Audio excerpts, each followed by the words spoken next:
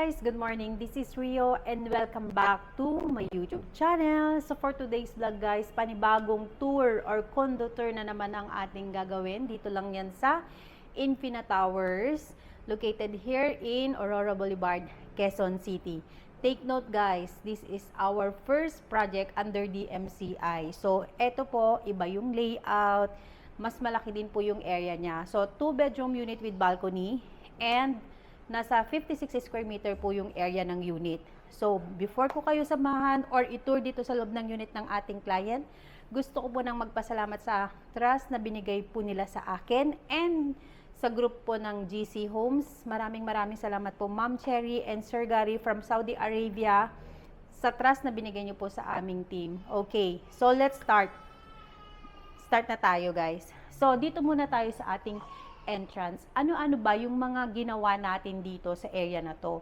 So from here, naglagay po ako dito ng, pasok tayo dito para makita natin. So dito, naglagay po tayo ng, of course, storage for cleaning materials. So ito. So kung mapapansin nyo guys, naka-ready ng ating vacuum. So meron tayo dito. Pakita natin. So, Dyson yan guys. Expensive, 'di ba? So, ayan. Nilagay na natin dyan. So, dito naman guys, storage lang din for shoes or anything na pwede nyo pong ilagay. So, ayan po yung tsura niya. And, naglagay lang din po ako dito ng konting accent. So, ayan. Wait lang. Ayan. So, dito, naglagay po ako ng konting accent dito sa gitna. Naglagay po ako ng open para lang may paglagyan tayo ng mga key or anything na pwede nating ilagay dito before entering ng loob ng unit. So, dito, more on storage lang din. So, ito, meron tayong, ayan, drawer. 'Di ba? So, ayan. Okay. Ayan. So, ang hirap guys, no? Push lock yan. So, dito naman guys, naglagay po ako dito ng upuan para at least mas comfortable ka. Ayan, 'di ba? Pag magpapalit ka ng shoes, ayan, ng slippers, o maglalagay ka, at least dito may upuan ka pa lang dito lang sa main entrance. So, kung mapapansin nyo guys, no, ang pinaka-wall nito sa buong unit is wallpaper. So, ang ginamit po natin dito is fabric backing wallpaper. And ang color po nito is light medium gray. So, ayan. And dito naman guys, meron tayong nilagay dito na floated panel, which is, ito yung wall accent niya. So, parang beige na gray yung color. So, dito sa ceiling niya guys, naglagay po ako dito ng dalawang pin lights. So, dito guys, meron tayong mga, light sa baba ng ating mga cabinet. So, dito rin sa area na to guys, no, ito po ay full renovation. Nagpalit din po ako ng kanyang floor tiles to SPC tiles. Ito yung ginawa natin. So, dito naman po tayo sa ating dining area. So, pagpasok mo guys, ito yung entrance niya. So, dito naman sa part na to, ito yung pinaka-dining area niya. So, naglagay po tayo ng oval na dining table with 4 chairs. So, ayan. And dito sa kanyang wall, naglagay po ako ng wall light. And, of course, meron tayong mirror. And then, sa ceiling part naman po niya, naglagay po tayo ng drop light. So, meron tayong drop ceiling na nilagay dito. Ayan. And of course, meron din tayong pin lights, strip lights. So, hindi pa rin mawawala yan, guys. So, dito naman sa area na to, sa ating living area. Okay. Dito naman po sa ating living area, naglagay po tayo dito ng side table and lampshades. So, meron tayong wall art frame and wall moldings na nilagay dito sa area na to. So, itong nilagay nating sofa is 2 to 3 seaters, guys. Itong nilagay nating sofa bed. Then, meron din tayong floated panel, of course. So, dito, naglagay din po tayo ng kanyang wall mirror. Ayan. 'Di ba? Sobrang organized, saka sobrang aesthetic yung dating niya. Ang ganda, guys. Sobrang expensive ng loob ng unit. So, dito naman, meron tayong drop ceiling din. And, naglagay po ako dito ng kanyang center table. So, yan po yung mga nilagay natin dito sa living area niya. And dito naman sa side na to guys, dito po natin nilagay yung kanyang TV. At the same time, meron tayong UV board na nilagay dito with backing light, and meron tayong floated panel. So, meron din tayong TV rack. Ayan. So, dito na sa area na to. Okay, tara muna tayo dito sa ating bedroom area. Sa master's bedroom muna tayo bago dun sa ating CR. Okay. Dito naman sa kanyang welcome to our house. Ayan. So, dito naman sa ating master's bedroom, guys. So, eto, naglagay po kami dito ng kanyang 54 by 75 bed frame or full double bed. Ayan. So, dito sa area na to, full headboard po yung ginamit natin or ginawa natin dito, guys. And of course, meron tayong secret dito. Ito, inaangat to kasi meron na kasi akong nilagay na display dito. So, hindi na lang natin iangat. So, ito cabinet yan, guys. Ayan. Na-open yan. So, yan, ginawa nating kanyang bed. So, dito naman, meron tayong wall light pa rin. So, ayan, naglagay po tayo dyan. So, ayan yung ating itsura ng ating bedroom. So, dito sa area na to, guys, naglagay po ako ng kanyang full mirror na sliding wardrobe or wardrobe na with full sliding mirror. So, yan po yung nilagay natin. And of course, guys, so hindi pa rin mawawalay dito yung ating ginawa dito na table, desk table ng kanyang laptop. So, ito yung request ng ating client. So, naglagay po kami dito ng table niya for monitor daw ng kanyang computer. And dito, naglagay po kami ng lagayan ng kanyang keyboard.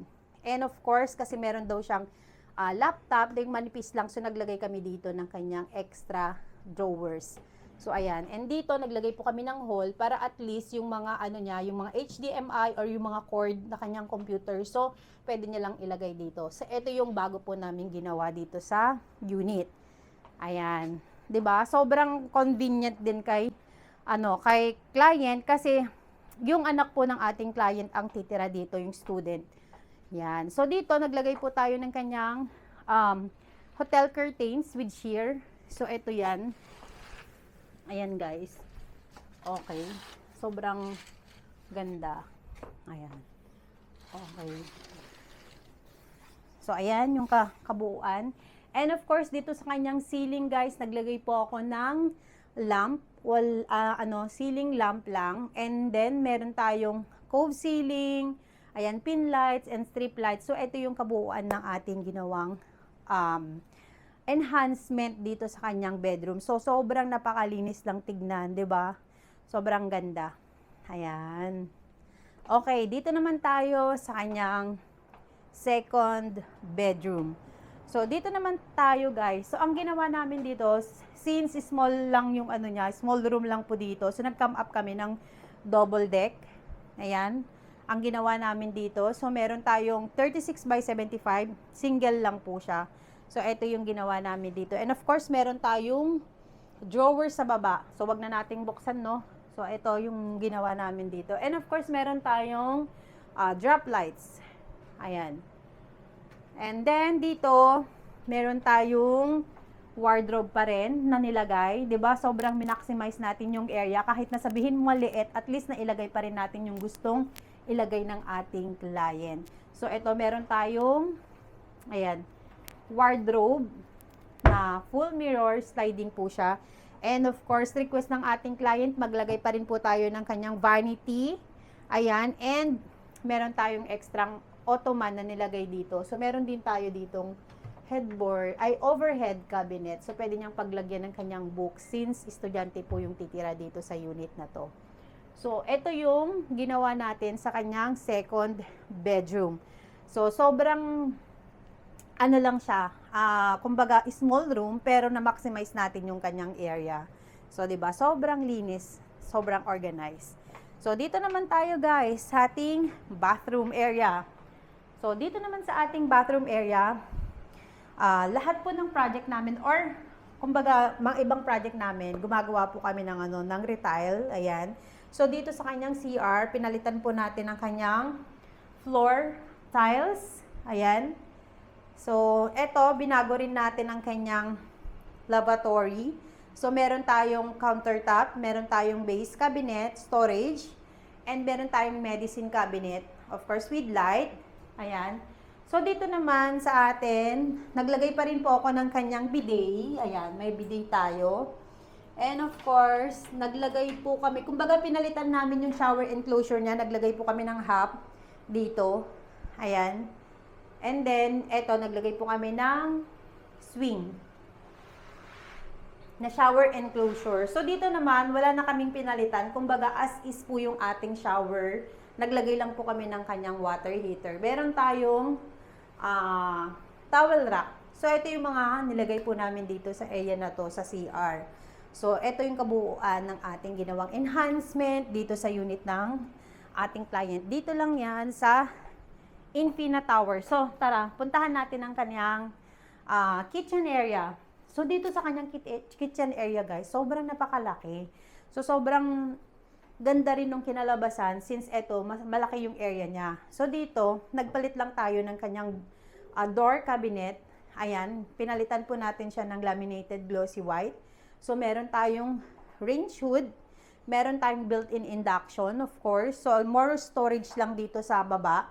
And ito, nagpalit po ako ng kanyang sink into deep sink. And of course, nagpalit po tayo ng kanyang faucet. So, gold na gold, kung mapapansin nyo guys, diba? Sobrang ang daming nagpapagawa sa amin ng white and gold accent. So, dito guys, hindi mawawala to. Ayan. Naglagay po kami ng pull-out trash can. So, meron pa rin kaming pull-out trash can. So, dito sa area na to na guys, eto, diba? Extension ng kanyang kitchen cabinet. So, dito, storage lang din yung ginawa namin. Daming storage, diba? So, ang dami niyang pwedeng gawin niyang pantry, gawin niyang lagayan ng kanyang mga gamit, kusina, yan. So, ito, naglagay lang po kami dito ng lagay ng kanyang mga laundry soap, ganyan, since andito yung ating washing machine. So, ito guys, ito yung bago. Kumbaga, ito, ginawa namin, pull out na siya, since wala na akong pwedeng paglagyan ng kanyang microwave. So, dito po kami naglagay. Kumbaga, ito ginawa namin ng paraan. So, ito yun.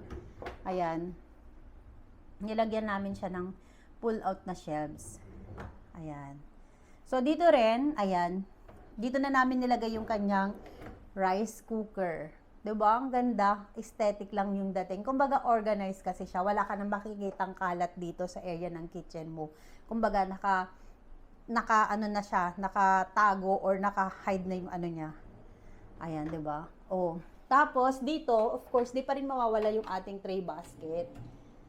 Ayan. So, lahat yan, kumbaga, kami po yung nag-provide.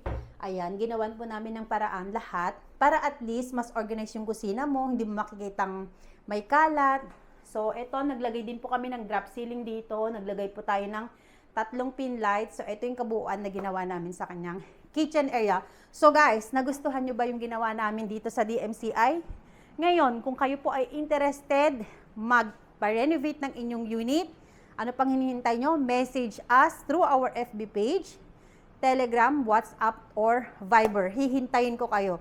Maraming salamat guys sa panunood and see you again on our next vlog. Thank you. Bye-bye!